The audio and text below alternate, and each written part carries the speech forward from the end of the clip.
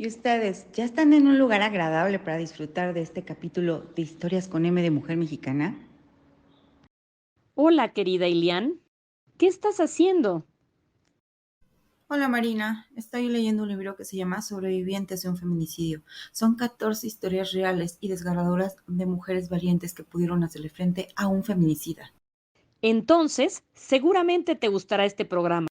Así es, Marina. El día de hoy tenemos la presencia de la psicóloga Abril Dorantes, coautora de los libros Psicoterapia con Dios y Sobrevivientes de un feminicidio. Cuenta con un nivel de licenciatura en psicología y doctorado y con un sinfín de diplomados.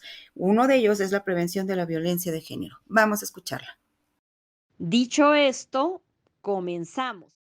Pues bienvenidas a todas las personas que nos acompañan el día de hoy a Historias con M de Mujer Mexicana. Este espacio, querida Ilian, pues es para conocer a mujeres que tienen historias extraordinarias, todas las tenemos, pero ellas nos las hacen visibles y nos las comparten, y es un espacio para que nos desarrollemos, empoderemos y que nos podamos ayudar entre nosotras. Así es, mi queridísima Marina. Pues yo soy Ilian Maldonado. Y yo soy Marina San Martín. Pues muchísimas gracias también por seguirnos en nuestro canal de YouTube, en donde estamos ahorita transmitiendo Historias con M de Mujer Mexicana. También, por favor, escríbanos. Hemos recibido muchos correos, Marina, la verdad, muy interesantes. Y por eso la invitada del día de hoy, porque exactamente son cuestiones o cosas o situaciones que estamos viviendo las mujeres en el día al día. Entonces, para nosotros es muy importante estar en contacto con todas las personas que nos escuchan, que nos ven. Escríbanos al correo mdmujermexicana@gmail.com. Y por supuesto que síganos en Twitter en @historiasmmujer. Así es, mi querida Ilian, y es efectivamente como apuntas, el tema de hoy es fundamental para el empoderamiento de las mujeres y para que estemos bien, para que tengamos bienestar. Y es un tema que ya veníamos pensando que creo que era muy útil y tenemos a una experta. ¿Quieres saber quién es nuestra invitada del día de hoy? Obvio, obvio. Pues mi querida Elian, como siempre tenemos invitada de lujo y te cuento quién es. Ella es la doctora Abril Dorantes, a quien le agradecemos mucho su presencia. Ella es licenciada y doctora en psicología, cuenta con varias maestrías en psicoterapia existencial y psicodiagnóstico infantil y del adolescente. También tiene una especialidad en técnicas de Gestalt. Ha cursado diversos diplomados internacionales, entre los que se destacan educación para la paz, risoterapia, terapia de pareja, constelaciones familiares, prevención de la violencia de género y de construcción del ser, y ha sido ponente internacional y conductora de radio. Es coautora de los libros Psicoterapia con Dios y Sobrevivientes de un feminicidio. Así que ella es nuestra querida invitada del día de hoy. Yo creo que debemos conocerla porque nos va a dar mucha luz sobre estos temas. Totalmente. Y de verdad que me surgen muchas, muchas preguntas y qué mejor que ella nos las responda. ¿Estás de acuerdo, Marina? De acuerdísimo. Pues vamos a darle, ¿no? A la siguiente sección. A la siguiente. Vamos. La historia de nuestra invitada con M de Mujer Mexicana es... Pues bienvenida, doctora Abril. ¿Cómo te digo? Abril, doctora Abril, April, o sea, como cuál. ¿Cuál te gusta? Me puedes decir Abril, Abril.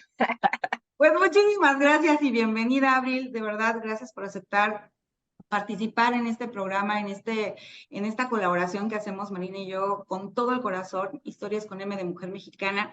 De verdad es un proyecto que iniciamos con mucho entusiasmo y qué bueno que seas partícipe y copartícipe con nosotras. Entonces, pues yo quisiera conocerte más en el plano personal.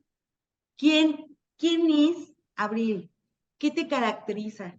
Y pues obviamente, ¿cuáles han sido los factores que han influido en tu formación, tanto personal como profesional?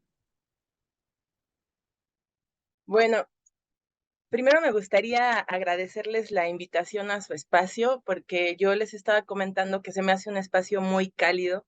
El trato de ustedes, sus sonrisas desde que nos vemos, su sonrisa es muy linda y por supuesto que eso me invita a disfrutar mucho este encuentro.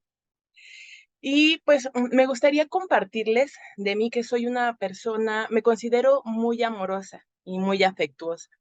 Me gusta mucho expresar lo que siento por las personas, inclusive cuando las acabo de conocer.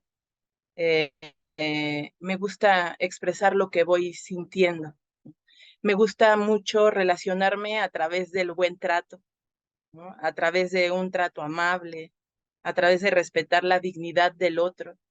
Y me parece que eso es algo que me caracteriza. Ajá, porque gracias a eso, ¿no? Yo he podido ir construyendo relaciones donde se sienta bien estar, donde haya calidez, ¿no? Tanto con mujeres como con hombres. Y por supuesto que todo esto ha influido en lo que decidí estudiar porque la psicología nos permite justamente acercarnos a las personas, ¿no? Nos permite irnos acompañando en el camino, en la vida, ¿no? Buscando espacios donde se sienta bienestar. Y entonces, pues eso me define. También que soy una persona creativa, muy risueña, muy apasionada del encuentro con los demás, del trato, con el otro, ¿no? De ir construyendo caminos para vivir diferente. No, pues excelente, mi querida Abril. Se nota luego esta buena vibración, ¿no, mi querida Elian? Se nota tu sonrisa y nosotros también estamos muy agradecidos de esa apertura y de esta eh, bienestar, buena vibra, paz que nos transmites y que por eso creo que la charla que nos brindes hoy será fundamental para todas las personas que nos ven, mujeres, hombres, niñas, niños, todos los que están presentes y que siguen a este programa que hacemos con mucho corazón, como dice Ilian, Historias con M de Mujer Mexicana. Y hablando ya en materia de la labor que tú haces, y eso a lo mejor una pregunta muy básica, pero pues creo que sí es importante que nos la hagamos, ¿no? ¿Por qué crees que existe violencia en contra de las mujeres? O sea, a lo mejor ya estamos dando por sentado que eso ocurre, pero sí quisiéramos saber tu opinión. ¿Por qué pasa eso? Desde tu perspectiva, ¿por qué en las relaciones de pareja, dónde estarían algunos focos rojos que determinan que una mujer encuentra en peligro, estamos en peligro? ¿Y por qué pasa eso? O sea, ¿por qué llegamos a ese punto? Bueno, en sí la violencia existe, no solamente la violencia en contra de las mujeres, sino que estamos en una sociedad y en una cultura y bajo un sistema bastante violento, donde en toda la historia que hemos conocido del mundo, pues se ha visto mucho esta lucha de poder, someter al otro con tal de quitarle sus cosas, de ganar territorios, de creerme mejor que los demás, de obtener todo el dinero y el poder para mí y así poder controlar a quien es más vulnerable, ¿no? Entonces, en estas relaciones donde existe desigualdad y donde existe control y donde existe someter, vamos a ver que hay diferentes poblaciones vulnerables y entre esas poblaciones pues están las personas de la tercera edad, los niños y las niñas, ¿no? Por ejemplo, los animales y en este caso las mujeres. ¿Qué quiere decir? Que donde hay desigualdad en cuestiones de leyes, en cuestiones de tratos, en cuestiones de ideologías, costumbres, ajá, donde existe esa desigualdad, pues existe la posibilidad de que haya violencia. Entonces, por muchos años las mujeres no tuvimos derecho. Es más, ni siquiera teníamos un lugar aceptable en el mundo. Teníamos que estar encerradas en nuestras casas. Eso le pasó a nuestras abuelas y tatarabuelas, ¿cierto? Sin embargo, las cosas han ido cambiando, pero por supuesto que existe la violencia en contra de la mujer.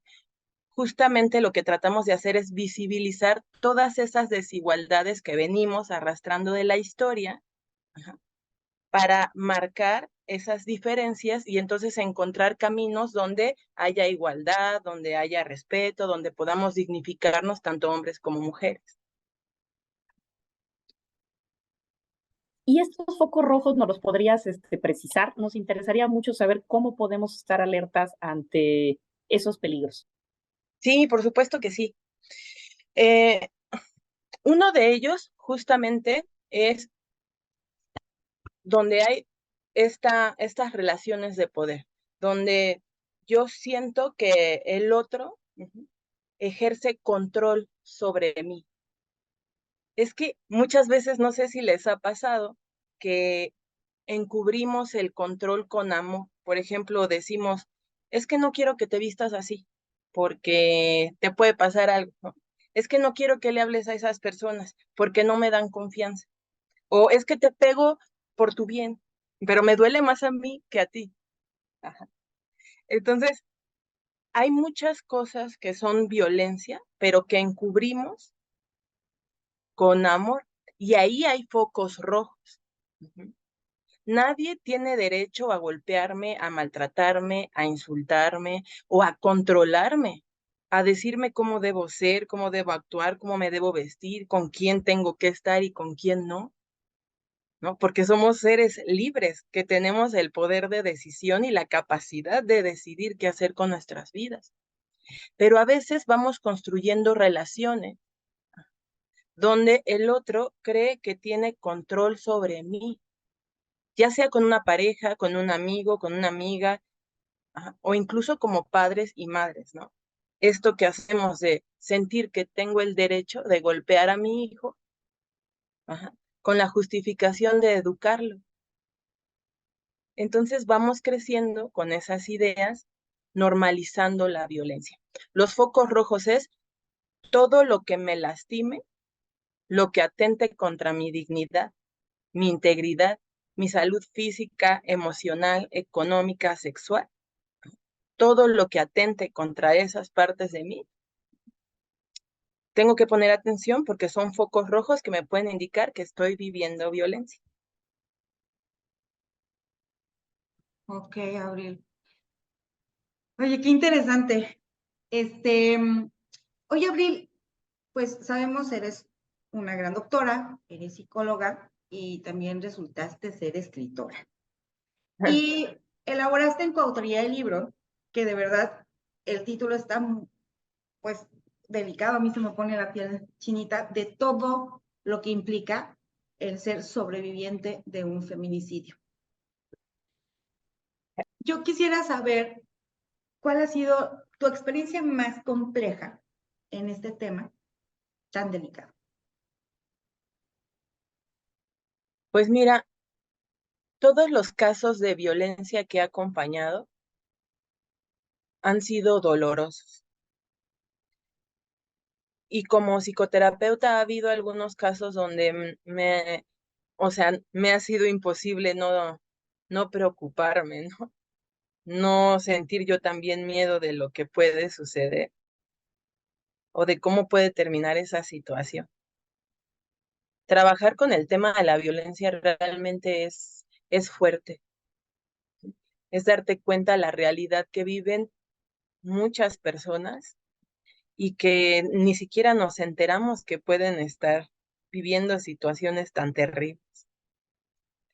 Ha habido algunos casos donde pues el riesgo está puesto no solamente en la persona, en la mujer que está viviendo violencia, sino también en sus redes de apoyo. Yo siempre le digo a mis consultantes, cuida mucho tu proceso terapéutico. No digas nada. Eso es parte de cuidarlo. Porque si tú lo dices, quien te está violentando va a hacer lo posible porque te quites del camino que te puede ayudar a salir de eso, ¿verdad? Pero cuando se llegan a enterar, ha habido ocasiones que tengo a sus parejas abajo de mi consultorio, gritándome, por ejemplo, o amenazándome, que, que dejen paz a la persona. Y por supuesto, yo también he sentido miedo, ¿no? Entonces, o casos donde el feminicidio es una probabilidad y pues es imposible no preocuparte, ¿no? No preocuparte de saber que al otro día la persona va a estar con vida. Entonces, yo creo que eso es lo complejo y lo difícil de esta situación, es dimensionar el riesgo que corre tanto la persona que vive violencia como su red de apoyo. Qué fuerte. Y sí, efectivamente, hijo, nos has dejado, a mí me has dejado también con la piel de gallina, con lo narrado, y pues es una realidad donde a veces el propio paciente no sabe cómo romper, ¿no? Ese tema, y supongo que también habrás tenido casos muy, que te llenan de satisfacción, ¿no? De haber logrado que sí se haya superado eso. Y en ese sentido, yo te quisiera preguntar justo a nivel, digamos, del fenómeno, ¿no? Como país, si ves avances, también qué retrocesos, o sea, si vamos como avanzando 3 pasitos y regresamos uno o no, ¿dónde ves esta posibilidad de luz, de si avance, ¿no? ¿Y qué implementarías también en el país, ¿no? A lo mejor es muy grande la pregunta o a nivel de lo que haces o en tu red, para poder disminuir y contener este fenómeno y pues, erradicarlo al final. Mira, yo sí veo luz en el camino. Me parece muy impresionante todos los movimientos sociales que se han dado en estos últimos años. A ustedes, ¿no? Ver qué cantidad de mujeres estamos en la marcha gritando, ¿no? Y exigiendo nuestros derechos. Yo voy y lo recuerdo y la piel se me pone chinita y digo, wow, es que qué impresionante. Y no solamente sucede aquí en México, o sea, es algo que es un movimiento que se ve en muchas partes del mundo, ¿verdad? Y eso quiere decir que el levantar la voz sí ha servido de mucho, ¿no? El ser tantas las mujeres en todo el mundo que nos unimos ese día para mostrar que sí existe la violencia de género, para mí es un gran avance, ¿no? Porque es tener la posibilidad de darnos cuenta que sí existe esta situación, de darnos cuenta que sí existe la posibilidad de unirnos, que sí existe la posibilidad de alzar la voz, que sí existe la posibilidad de mostrar que estamos viviendo en riesgo, ¿no? De ser maltratadas, de ser asesinadas, donde hay desigualdad. Entonces, por ese lado, a mí me parece y reconozco que todo lo que se ha venido trabajando desde hace muchos años con estos movimientos feministas, con estos movimientos sociales, ajá, con la educación para la paz, ajá, sí ha dado el resultado que hoy podemos ver, que somos tantas personas hablando del tema, mujeres y hombres. ¿Qué haría yo para complementar lo que ya se está haciendo? Pues mi propuesta sería que ya se empieza a dar en algunos sectores de salud, por ejemplo. Mi propuesta sería trabajar o invertir más en la prevención de la violencia y en la reeducación. Yo lo que haría sería trabajar desde las escuelas primarias, hacer un trabajo multidisciplinario e integral. Eso quiere decir que pediría trabajar con las autoridades de las escuelas, que son directivos, ¿no? Ajá, con el personal de la escuela, con los maestros, con las maestras, con los alumnos, con las alumnos y alumnas y con los papás y con las mamás.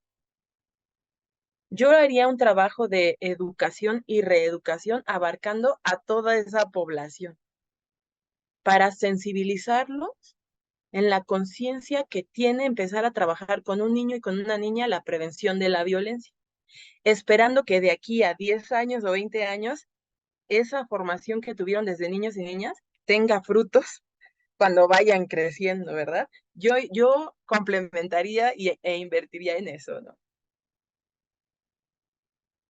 Oye, Abril, yo creo que cuando entra una mujer con estos temas de violencia, pues tienen a flor de piel todos los miedos habidos y por haber y bloqueos e inseguridades.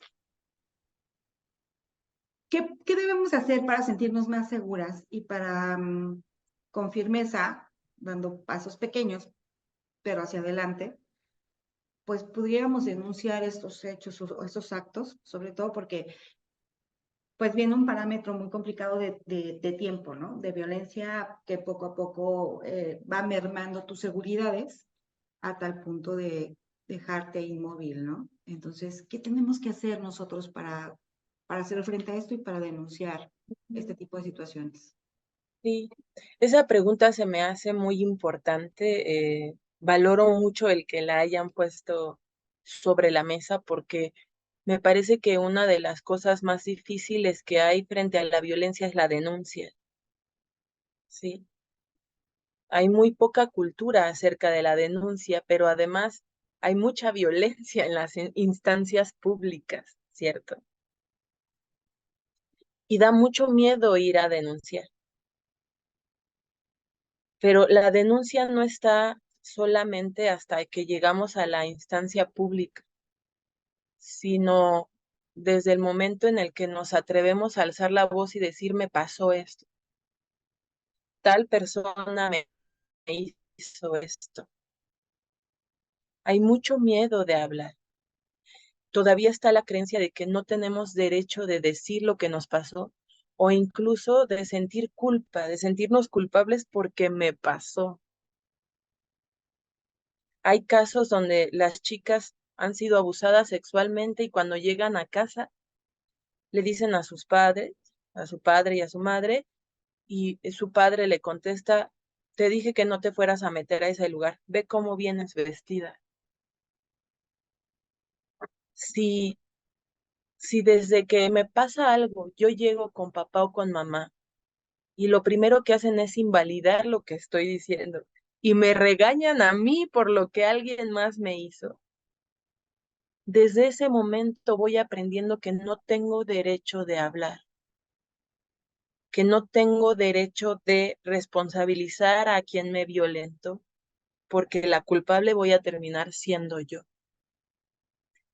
¿Cuántos casos de niños y niñas tenemos que le dicen a su mamá, mi tío me tocó, mi padrastro me tocó, mi papá? Y mamá les dice, tú cállate y no estás inventando cosas. Tu tío jamás haría eso, de seguro era un juego. Es un atentado contra nuestra dignidad y nuestra posibilidad de denunciar. Y entonces crecemos y decimos, ¿cómo no vamos a tener miedo a la denuncia? Si desde niños y niñas me hicieron creer que no tengo derecho a hacerlo. Entonces, lo primero es ser conscientes que la denuncia es mi derecho a alzar la voz. Si yo voy a denunciar, nadie me está haciendo un favor al escucharme. Es el trabajo de ese servidor público, ¿cierto? Lo segundo es que es muy importante, yo siempre les digo, es muy importante que vayas acompañada o acompañado, ¿sí? Porque si te ven solo o sola y en esa situación de vulnerabilidad, pues entonces te maltratan y te violentan también. Ujú. Porque como no vas tan clara de lo que sucedió porque vas con todas las emociones, te maltratan, ¿no? O te hacen desistir o te generan miedo. Entonces siempre es bueno ir acompañado. Ujú. En tercera, hay que saber que si un servidor público o servidora pública te maltrata, tienes todo el derecho de denunciarle, porque eso se llama violencia institucional. Ujú. Ningún servidor público tiene derecho a maltratarte. Y en cuarto, y es algo que sirve muchísimo, es saber que existen instancias del gobierno, instituciones del gobierno que te pueden apoyar en este proceso. Por ejemplo, en la Ciudad de México, en todas las delegaciones, existe una instancia, una institución de gobierno que te puede dar asesoría legal y psicológica de manera gratuita. Se llaman lunas. Ajá. O también existe el Centro de Justicia para Mujeres.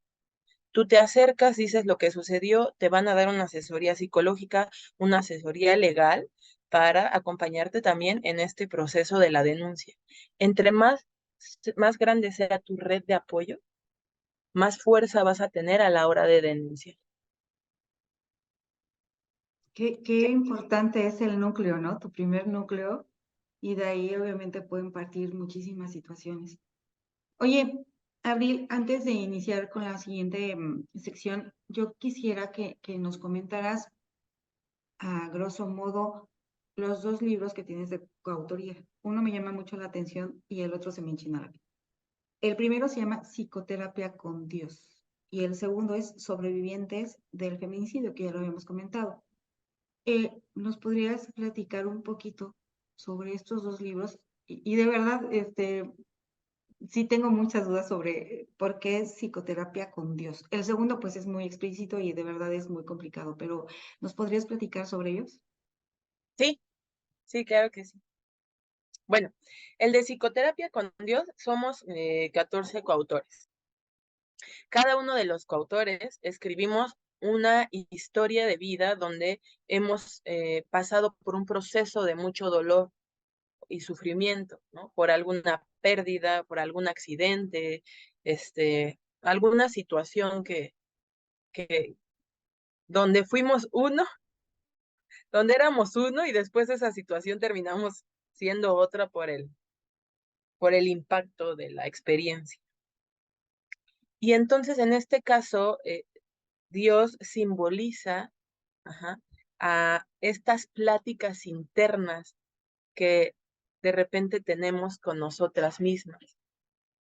Estas pláticas donde te quedas sola contigo y te preguntas, ¿cómo es posible que yo haya permitido eso? ¿Cómo es posible que yo me haya lastimado tanto? ¿No? ¿Cómo es posible que me haya puesto en esa situación de riesgo? Y tú misma te contestas, ¿no?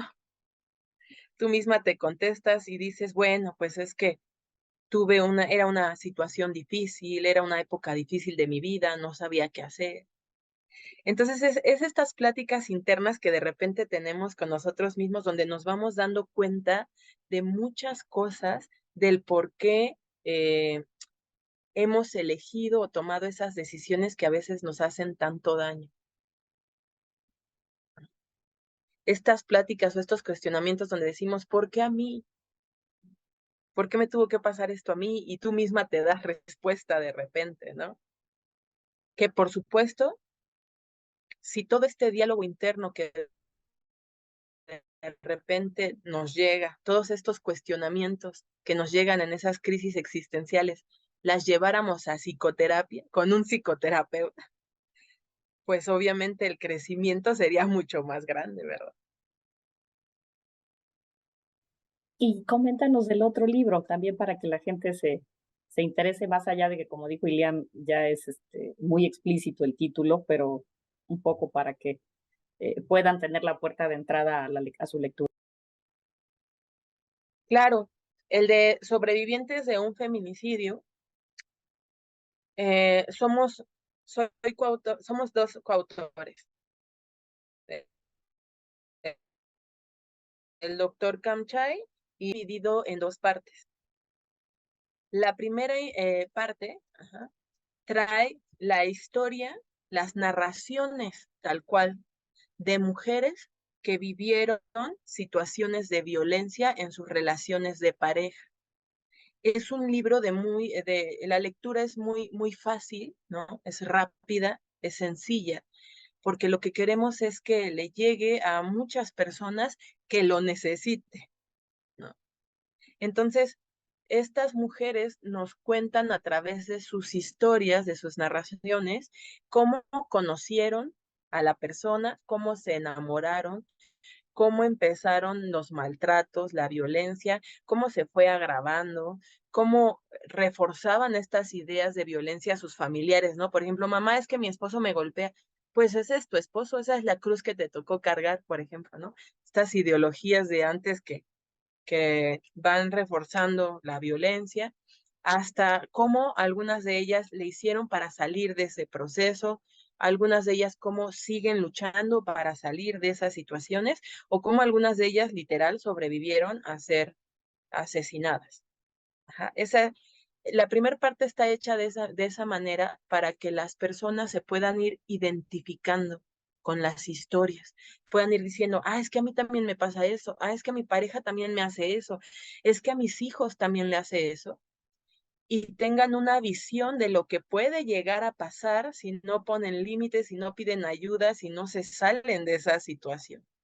¿Y qué es lo que puede pasar? Que la violencia nunca va a disminuir, siempre va en aumento. Y lo que puede pasar es que terminen asesinándote, por ejemplo, ¿no? Esa es la primera parte.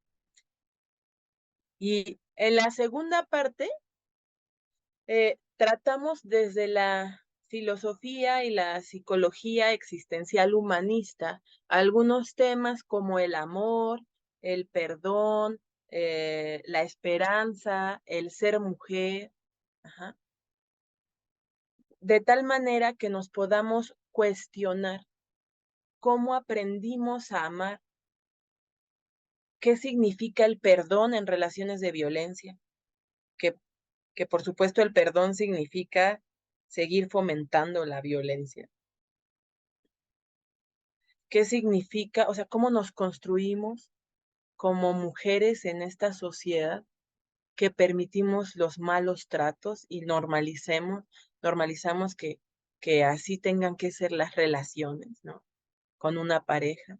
Entonces, es una serie de conceptos que vamos analizando con el fin de que las personas se puedan cuestionar eso. ¿Cómo aprendí a amar? ¿Cómo aprendí a perdonar? ¿Cómo aprendí a tolerar la violencia? ¿Qué es la esperanza en este tipo de casos? Y la finalidad de todo el libro es que exista otra herramienta más para apoyar a las personas que viven violencia. Cuando una persona vive violencia, de repente se cierra y por más que la quieres ayudar, la persona dice, no, ni te estoy pidiendo ayuda, ya no te cuento nada, no te metas, porque si te metes es peor, se van aislando y quienes quedamos afuera quedamos como, ya no sé qué más hacer, ¿no? Entonces, cuando sucede eso, nosotros pensamos en que el libro podría ser otra herramienta para decir, ¿sabes qué? Yo ya no te voy a decir nada, yo ya no me voy a meter, solamente, por favor, ve leyendo el libro, esperando que a su tiempo y a su ritmo puedan irse dando cuenta del riesgo en el que están. Híjole, querida Abril, súper interesante. Y sí, qué bueno que nos dimos el espacio, Iliam, muy atinada la pregunta de explicar los dos textos, porque parte de este programa es compartir esa experiencia que tú tienes. Y sí, se vuelve el libro tu amigo confidente, digamos, con el que puedes tú tener, ¿no? Ese diálogo interno sin sentirte juzgado, ¿no? Y a tu espacio, y si ya verte lo dejo de leer, y si no retomo, y no siento que alguien más está invadiendo, porque ese proceso sí es muy complicado, ¿no? Que la persona se dé cuenta, no es todo el mundo dice por fuera, pero no está viviendo la realidad y el entorno que una gente que tiene violencia padece. Y bueno, pues muchas gracias, mi querida Abril, por permitirnos conocerte en esta primera sección, por una sección tan profunda y una charla tan rica. Pero ahora vamos a remontarnos a tu niñez. Vamos a poner un poco de relajación en esto, como dices, en esas sonrisas que ayudan a generar paz. Y vamos a ver qué tan buena eres para jugar. ¿Quieres intentar? Sí, a mí me encanta jugar. Ay, ya está me emocionada y yo ya estoy así. A ver, vamos. Me parece perfecto, pues vamos. Pues Abril y Marina, Marina y Abril. Ya con Marina hemos jugado un chorro de cosas, incluyendo el Basta y luego jugamos el Pac-Man y cosas así. Y ya nos conocemos más, incluso las caricaturas que nos gustaban. Pero esta vez, mi queridísima Abril, pues a nosotros como nos gusta la Basta, pues dijimos, vamos a ambientarlo un poquito de historias con M de mujer mexicana. Entonces ya sabes, ¿no? Categorías, abecedario y demás. Nosotros vamos a hacer una serie de preguntas y pues obviamente esperamos la hermosa respuesta de nuestra gran invitada, que seguramente va a ser algo muy interesante lo que nos va a contestar. Entonces, ¿le damos a la basta de preguntas con historias con M de mujer mexicana? Sí, sí, adelante. El basta de preguntas con M de mujer mexicana. Perfecto, pues lista, Abril. ¿Qué prefieres ser o hacer? ¿Médico payaso o yoga de la risa? Bueno, aquí en risoterapia lo manejamos como risoterapeuta hospitalario. Ajá. Ay, las dos cosas me gustan un montón, la yoga de la risa, bueno, pero ser risoterapeuta hospitalaria me, me llena el alma, porque entrar a un hospital donde hay tanto dolor y a pesar del dolor, encontrar que existe la posibilidad de reír por un momento, a pesar de la enfermedad, a pesar de la preocupación, a pesar de la angustia, poder encontrar la forma de reír un momento para hacer más amena esa situación es maravilloso. Es algo que te eriza la piel ver la posibilidad que entre tanta oscuridad exista la forma de reír por un momento para hacer más amena la situación. Mirar eso en los pacientes, en las personas que están esperando, es impactante para mí, ¿no? Cuando yo voy a una visita de hospital y salgo de la visita, sales valorando muchas cosas, agradeciendo muchas cosas y viendo la posibilidad de tanto que podemos compartir cuando alguien está en un estado de vulnerabilidad, ¿no? Ay, perdón, Abril, ¿y el yoga? Cuéntanos un poquito. Bueno, tanto la yoga como la meditación de la risa son maravillosas porque la risoterapia lo que hace es que salgas de la estructura de lo cotidiano, de esto tiene que ser así y si no es así no funciona, ¿no? Por ejemplo, en la meditación que conocemos o es en silencio, sin movimiento y callado, buscando dentro de ti, ¿no? Y si no es así, pues no llegas a ese estado. Y en la risoterapia, no, hombre, la risoterapia es el puro sonidero de las diferentes risas que hay, porque entre más te rías, entras en este estado de trance que te hace solamente concentrarte en lo que estás haciendo en ese momento, que es reír. Y reír es sanador, o sea, tiene beneficios inmediatos a corto, mediano y largo plazo, pero inmediatos así que todo tu organismo se despierta, empiece a funcionar más activo, tu cara no la puedes, o sea, no puedes dejar de hacer esto, te duelen los cachetes, te duele la panza, ¿no? Y también entras en este estado de trance, ¿no? Donde puedes solamente ubicarte aquí y ahora para sanar. Y en la yoga de la risa, pues la yoga al principio duele mucho, ¿no? O sea, la flexibilidad del equilibrio, o sea, no es fácil, ¿verdad? O sea, a veces la yoga duele muchísimo, ¿no? Pero cuando lo estás haciendo a través de la risoterapia, el dolor lo canalizas a través de la risa. Y no, y entre más te estás estirando, más te estás riendo. Y entonces la risa es tan contagiosa que llega un momento en donde dejas de darte cuenta y empiezas a fluir con los movimientos, siendo el principal de toda la situación, la risa, ¿no? Muchas gracias. Entonces, bueno, en cualquiera de las modalidades, la risa es más que bienvenida y sanadora, ¿no? Y mi querida Abril, a ver, dime quién de tu familia te ha dado la lección más bonita de tu vida y de qué se trata. Bueno, son dos lecciones y dos personas. La primera lección me la ha dado mi papá. Mi papá es psicoterapeuta, psicólogo, sexólogo, y tenía su consultorio en aquel entonces. Yo tenía 6 años y él tenía su consultorio al lado de mi cuarto. No tendría que ser, pero ahí estaba. Y entonces, Oye, Abril tomando anotaciones, ¿no? El papá con las parejas y ella así de sí, papá, síguele, síguele. Aprendiendo ya. ¿Qué otro consejo, pa? entonces, en ese cuarto, en el ropero, había una puerta secreta metida en el ropero donde yo podía pasar al consultorio o él podía pasar al consultorio, pero era una puerta secreta, ¿no?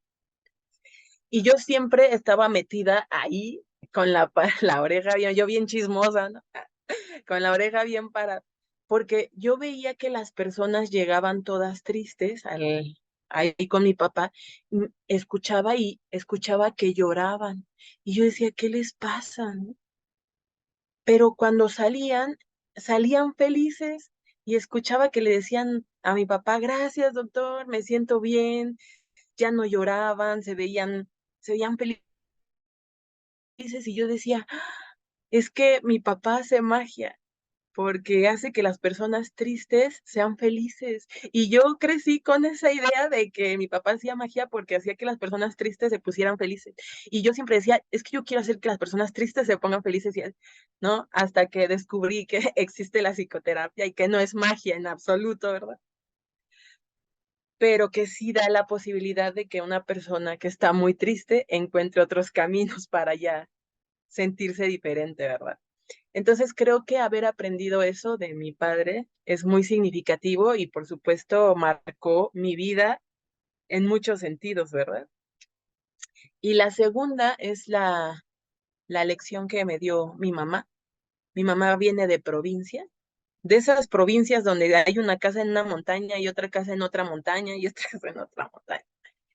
Y es la número 14 es la hija más chica de 14 hermanos y hermanas, ¿no? Y a pesar de las dificultades que vivieron, ella muy chica se tuvo que venir a la ciudad para poder estudiar, ¿no? Fue difícil su camino, pero logró ser profesionista, logró ser maestra y logró muchas cosas. Y entonces me di cuenta cuando ya de grande que empecé a observar todo lo que hizo mi madre, todas las maravillas que tuvo que a las que tuvo que sobreponerse, sobrevivir y demás, decir qué mujer tan resiliente es mi madre. La lección más grande que tengo de ella es aprender que a pesar de el dolor y las dificultades, tantas dificultades que puede vivir una mujer o una persona, su capacidad de sonreír y seguir disfrutando de la vida a pesar del dolor es increíble. Entonces de ella aprendo esa resiliencia de decir, por más dolorosa que esté la cosa o por más difícil que esté la situación, puedo seguir disfrutando de la vida. Wow, increíble. Y pues sí haces un poco de magia, o sea, al final con técnicas científicas, pero sí porque nos ayudas a estar mejor. Y en ese sentido, ¿cuál es la mejor técnica de la terapia Gestalt que tú conoces y que nos pudieras explicar en qué consiste? Bueno, las técnicas Gestalt en sí todas son increíblemente impactantes y útiles, a mi parecer, pero hay una que me gusta muchísimo, que es la de la silla vacía. Ajá. Que nos da la posibilidad de poder hablar acerca de una situación, aunque la persona ya no esté, ¿no? Haya fallecido, ¿no? O viva en otro lado, o sea una situación de riesgo acercarme a hablar con la persona, ¿no? Entonces, la técnica de la silla vacía me permite poder expresar y sacar todo lo que no le pude decir a esa persona de una manera segura, en un espacio seguro, en un espacio controlado, en un espacio terapéutico que me sirva no solamente para desahogarme, sino con un objetivo muy específico, que es sanar, que es cerrar ciclos, que es mirar la situación, que es alzar la voz, pero siempre desde una posición de seguridad. Entonces, si la ocupamos, por ejemplo, en el trabajo de violencia con mujeres, nos da la posibilidad de que ellas puedan sacar todo lo que no le dijeron a su pareja o a quien fue su pareja sin ponerlas en riesgo. Excelente.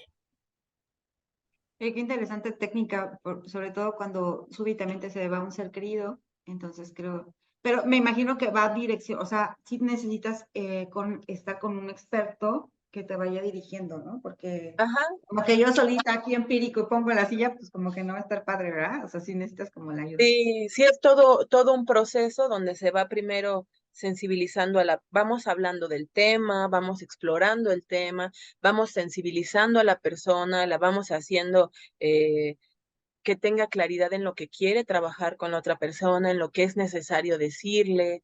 Entonces sí es un trabajo totalmente dirigido. De equipo. Oye, Abril, pues, ¿qué es mejor? ¿Psicoterapia con Dios o con un psicólogo? Pues definitivamente con un psicoterapeuta. Eso no quiere decir que nuestros diálogos internos o nuestros diálogos con nuestras creencias nos sirvan. Siempre son, yo creo que es el principio del darnos cuenta. Estas pláticas que tenemos con nuestras creencias o con Dios o con en quien la gente crea, en el universo, en quien la gente crea, son más que importantes porque es lo que es nuestra conciencia que de repente nos hace darnos cuenta que estamos viviendo algo que no nos gusta. De repente te llega, te cae el 20, decimos, y es que esto no me gustó, el trato que me dio esta persona no me gustó. es que no estoy siendo feliz. Es que esto que está pasando me duele mucho y no puedo manejarlo, no sé qué hacer. Definitivamente esas pláticas internas son muy importantes, el principio del darnos cuenta.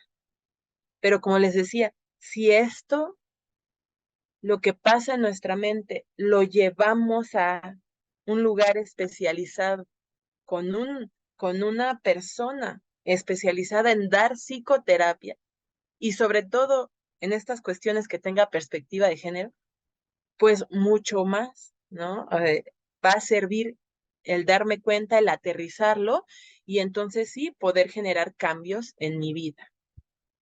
Entonces, si quiero trabajar de lo que ya me di cuenta en mi vida que no me gusta, sí, mi sugerencia siempre va a ser, trabájalo en psicoterapia. Excelente. Querida Abril, que ya vimos que eres muy apasionada y muy amorosa, como nos dices, ¿qué es lo que te motiva, aunque ya nos contaste la historia de lo de tu papá, pero qué es lo que te motiva de tu trabajo?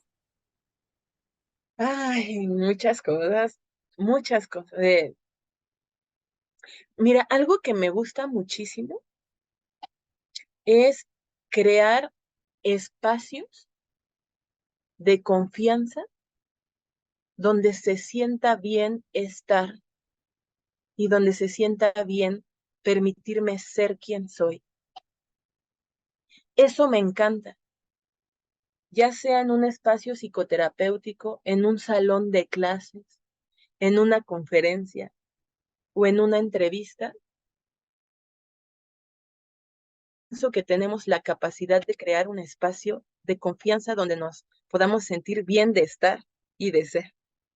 Pero eso es algo que me motiva muchísimo, saber que las cosas allá afuera pueden estar muy difíciles, puede haber mucha violencia, puede existir el miedo, pero por supuesto que tenemos la capacidad de crear un espacio que por lo menos en una hora, que es lo que dura una psicoterapia de 45 minutos a una hora, pueda encontrar un lugar seguro para mirarme, para detenerme, para poner en pausa todo y estar conmigo y sentirme bien de estar conmigo.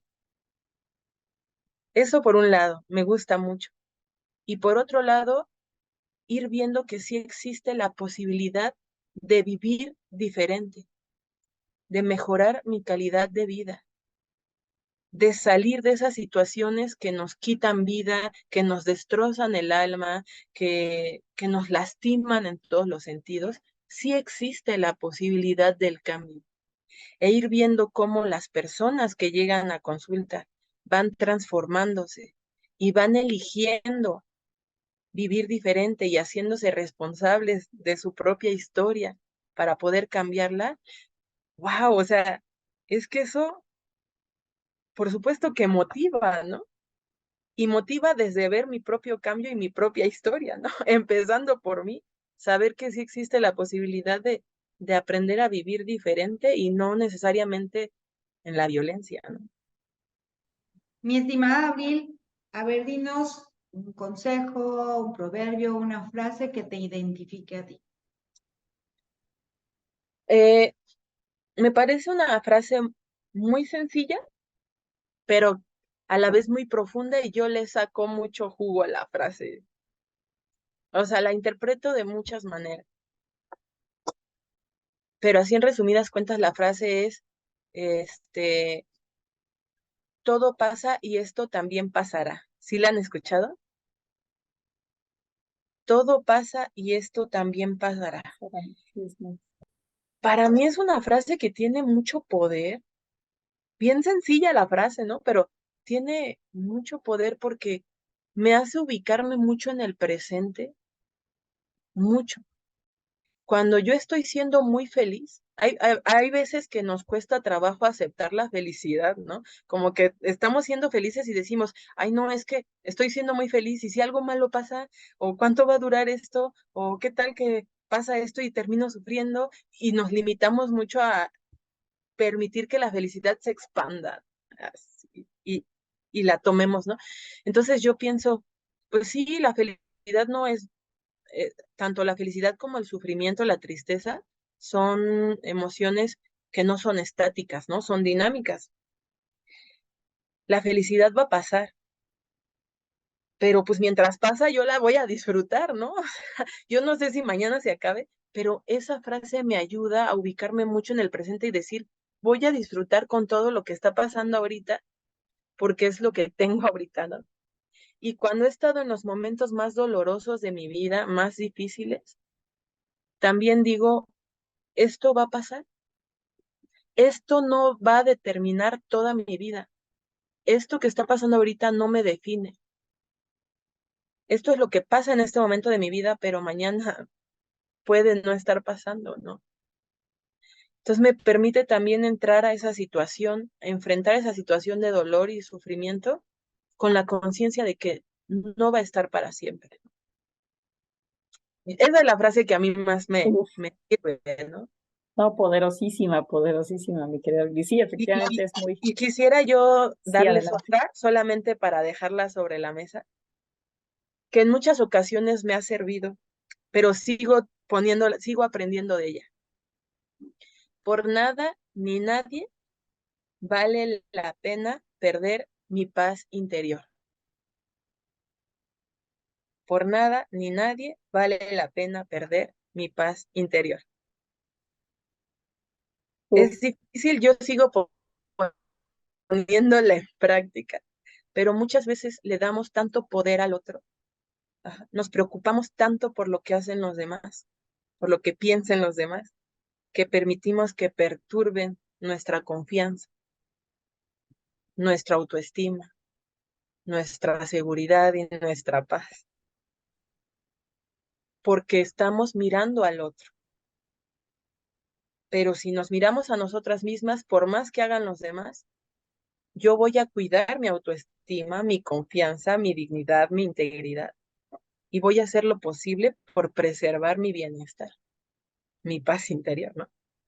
Difícil, pero es algo que me parece importante poner en práctica, ¿no? muchísimas gracias, Abril. Las dos son muy de ubicar, ¿no? Una en el momento de vida de disfrutar, ¿no? El presente porque todo pasará, y la otra de también muy de ubicar, es decir, quién tiene el control en el mejor de los sentidos, pues yo, ¿no? Frente a las reacciones de lo demás, ¿no? Y la verdad es que la vida es mía y pues no hay que regatearla, ¿no? En el sentido de dar espacios a algo que no me haga bien. Muchas, Ujú. muchas gracias por estas respuestas de este basta tan reflexivo, mi querida Elian, fue un basta muy reflexivo y Yo vámonos a la sigo última sección. reflexionando, Sí, Marina. te quedaste en la cuestión, ya hubieras perdido en el basta, sí, basta uno, basta dos. Y vámonos a la última sección, si te parece bien, que es la triste porque es el cierre, pero estamos muy contentas de tenerte aquí. Sí, vámonos. Muchas gracias. Siendo una mujer visionaria y empoderada, estos son los consejos que nos dará nuestra invitada para inspirar a más mujeres.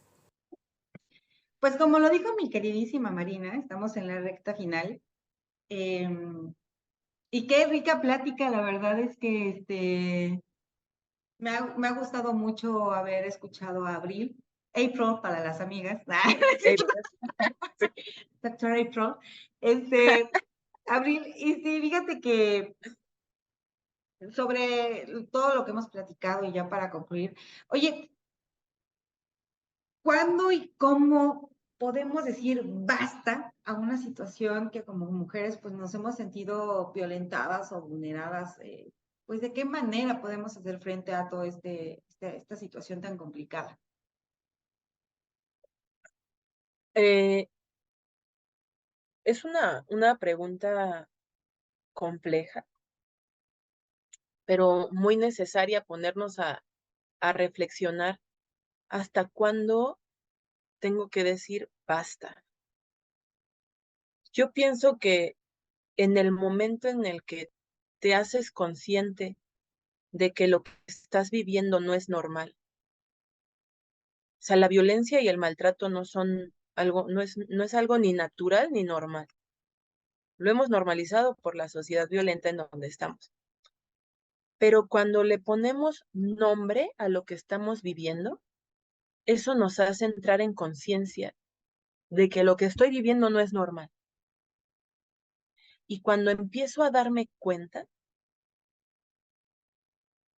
de que nadie tiene derecho a lastimarme ni violentarme, es un buen momento para elegir hacer cosas que me ayuden a ir poniendo límites sin ponerme en riesgo. ¿Sí? Por ejemplo, cuando me dicen, pues es que es mi marido, él puede hacer conmigo lo que quiera. Ah, no, stop. No por ser tu marido, es tu dueño. No puede hacer contigo lo que él quiera porque tú también eres un ser humano que tienes derechos. Ajá. Entonces, pero cuando la gente no conoce del tema de la violencia, lo sigue normalizando. Por eso es tan importante nombrar las cosas, ponerle nombre a lo que está sucediendo. Entonces, cuando le decimos a la persona, eso no es normal, eso se llama violencia. A partir de que nos damos cuenta que no es normal la violencia que recibimos, ajá, podemos entonces hacer algo con eso, podemos empezar a poner límites, podemos empezar a decir, es que podemos empezar a nombrar cuando me grita, eso es violencia, cuando me insulta, eso es violencia, cuando me golpea, eso es violencia, cuando me roba mi dinero, eso es violencia, cuando me dice cómo vestirme, eso es violencia. O sea, cuando se abre mi conciencia en, ahora sí, ver e identificar esto es violencia, ya tengo elementos para poder decir basta. Es más, algo que trabajamos mucho con las mujeres es detente un momento a sentir cómo está tu cuerpo, porque el cuerpo se va desensibilizando, como si dejara de sentir. Y cuando ellas vuelven a contactar nuevamente con su cuerpo, a sentir dolor, ¿no? A sentir cómo les pesa, cómo les da miedo y cómo les duele vivir continuamente esas violencias, es momento de decir, ok, me doy cuenta cuánto he sido lastimada o lastimado. Y es momento de decir, basta.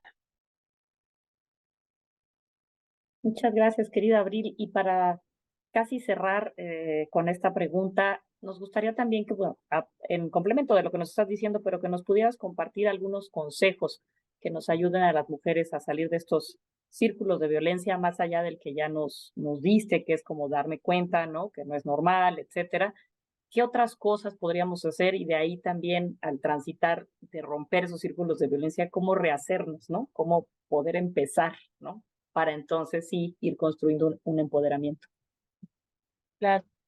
Y perdóname que te interrumpa, consejos incluso diría, no solo, o sea, en general para mujeres, pero también incluyendo a las peques, ¿no? O sea, a los adolescentes, que luego hay confusión y creo que eso es importante. Sí, claro. Sí, ahora sí que estos sugerencias son para cualquier persona que esté viviendo violencia. Porque sí, otro tema importante es la violencia infantil, que está tremenda. Pero bueno, me parece que la primera sugerencia que puedo hacer es tener la apertura de escuchar más de estos temas. No cerrarme inmediatamente a decir, hay violencia, qué flojera, hay violencia, yo no vivo violencia. No, porque inmediatamente nos cerramos y ya no queremos escuchar. Entonces, lo primero es tener la apertura para escuchar hablar de estos temas, ¿no?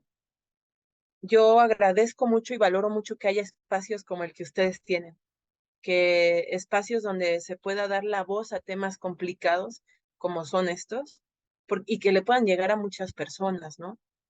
Donde además se maneje la información de manera correcta, científica, ética, ¿verdad? Entonces, lo primero es no cerrarse a la realidad que yo conozco desde siempre. Saber que existen otras realidades, y para poder saber que existen otras realidades, otras maneras de vivir, es necesario permitirme abrir mi conciencia, permitirme escuchar, permitirme aprender, permitirme mirar que hay otras cosas, ¿no? Que me pueden ayudar a vivir diferente.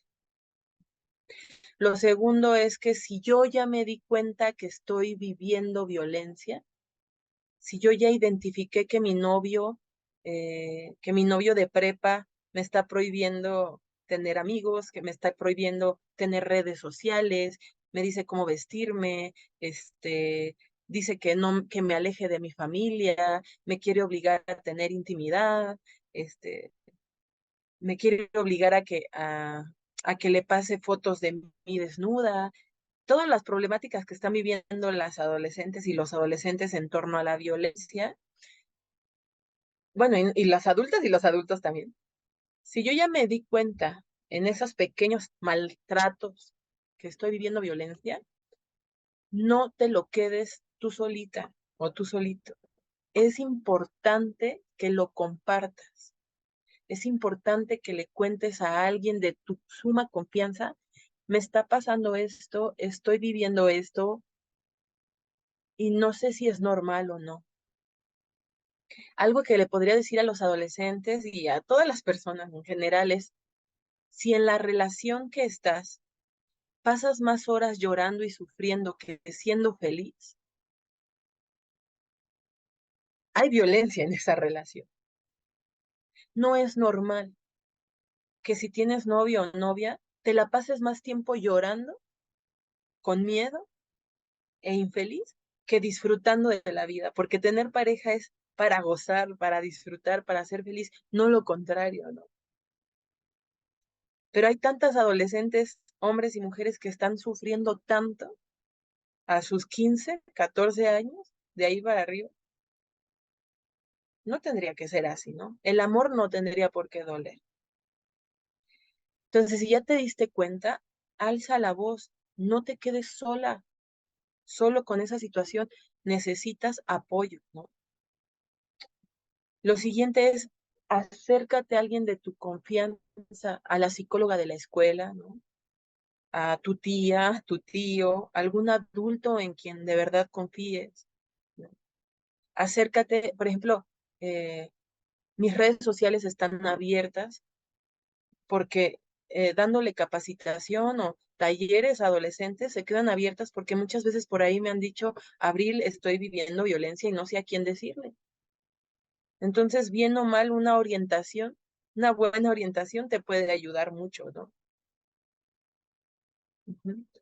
Acérquense a las instancias, a estas instituciones del gobierno, InMujeres, bueno, que ahora son Lunas, el Centro de Justicia, el DIF, ajá, los centros de salud, donde hay áreas de reeducación y atención para personas que viven violencia. Ujú. Lean, Vean Historias con Meme de Mujer Mexicana con nuestra invitada Abril. que además me encanta el nombre de tu podcast, lo amé, yo dije, ay, así está muy hermoso el nombre. Ajá, y bueno, pues la última sugerencia que además me parece maravillosa y muy útil, vayan a psicoterapia, ¿no? Ahorita hay muchas maneras de poder ir a psicoterapia, ¿no? Las instituciones, las universidades, la UNAM, por ejemplo, donde porque hay muchas personas que dicen, pero yo no puedo pagar eso, pero hay instituciones donde está el servicio, hay escuelas donde está el servicio, o sea, atender nuestra salud emocional y mental también es igual de importante que atender la salud física, ¿no? Claro, sí, eso es cierto. Oye, Abril, y sobre ello, y pues obviamente agradeciéndote todo tu tiempo que nos has brindado, que nos has dado este hermoso regalo. Muchísimas gracias, de verdad. Eh, Antes de despedirnos, pues sí quisiera que nos dijeras tus datos de contacto, tus redes sociales, para todas aquellas personas que quieran contactarte, estar pues obviamente contigo, pedirte alguna ayuda o que los puedas orientar de alguna forma. ¿No los pudieras compartir? Sí, con gusto. En todas mis redes sociales estoy como doctora Abril Dorantes, DRA. Abril Dorantes, en todas. Y con mucho gusto ahí me pueden escribir si tienen algunas dudas o para estar en contacto. Con mucho gusto yo estoy atenta. Muchísimas gracias, Abril. Muchísimas gracias, querida Abril. De verdad ha sido un placer tenerte aquí en Historias con M de Mujer Mexicana, conocerte en la parte profesional, pero también en la personal. Esperamos que hayas disfrutado, que también te hayas divertido. Y sí, muy importante el cuidado de nuestra salud de todo tipo, porque luego la dejamos de lado, creemos que estamos muy fuertes y la verdad es que cada parte, sin ella no podemos desarrollarnos y no nos podemos empoderar. ¿O qué no, mi querida Ilia? Claro que sí, yo te agradezco muchísimo, mi querida Abril, por contarnos pues, esta historia, la de una gran mujer con M de mexicana. Exacto. Muchas gracias también a todas las personas que nos acompañaron y que han seguido este programa y todos los que hemos tenido. Por favor, no dejen de verlos en la parte del espíritu, de la misión o de la visión que tenemos Ilian y yo, es que llegáramos a más personas porque nos gusta compartir historias maravillosas, diferentes profesiones, consejos, y que haya una red de apoyo, como decía Abril, que estamos construyendo nosotros desde esta red, ¿no? Digital, para que podamos tener espacios de interacción, de confianza, de construcción, y ya lo decía Abril también, que seamos más las que estemos levantando la voz y visibilizando estos temas. Así que muchísimas gracias por acompañarnos. Así que nos toca, mi querida Ileana. Se despiden de ustedes, Ilian Maldonado. Y Marina San Martín. Y nosotras somos Historias con M de mujer mexicana. Así que hasta la próxima.